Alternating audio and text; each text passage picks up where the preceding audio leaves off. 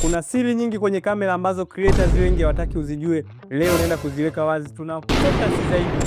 Kuna kitu kwenye kamera ni cha muhimu sana na cha kuzingatia sana, na ambacho kinaitwa white balance, ambapo kuna option kama 4. Hizi zote ukizifahamu utapata matokeo mazuri katika picha yako. Kuna kitu kinaitwa AWB. Ukiweka AWB, yani kamera inakuwa iko automatic kwenye swala la white balance. Sasa hii sio nzuri sana pale ambapo unashuti kwa mazingira kama ya indoor.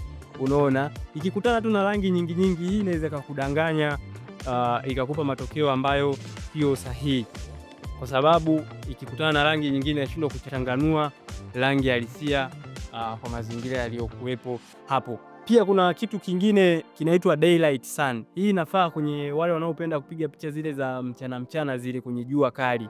Hii daylight sun inafaa wakati huu, unaweza kaitumia wakati huu na itakupa matokeo mazuri sana.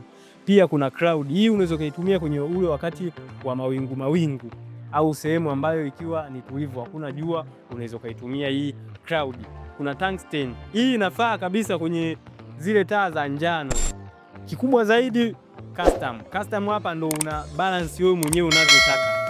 Kuna hiki kitu ambacho kinaitwa Kelvin. Hiki kitu ndo nakushauri uweze kuwa unakitumia mara kwa mara, kwa sababu unaiamuru wewe kamera unavyotaka. Kamera haijiamuru yenyewe inavyotaka. Hii inakupa matokeo mazuri na yenye haraka zaidi kutokana na mazingira yaliyopo. Ukitumia 2000 hadi 4000 mwanga unakuaga na rangi ya njano, yani unapata ile wamu. Umeona? Lakini kianzia 5000 hadi 6000 mwanga unakuaga huko katikati standard. Umeona? Ambayo ndo unapata kama daylight 5000 hadi 6000 hapo.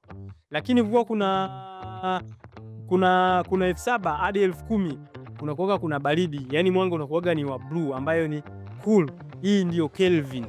Kwa sasa hapo utakuwa una seti kuendana na mazingira halisia yaliyopo wakati huo.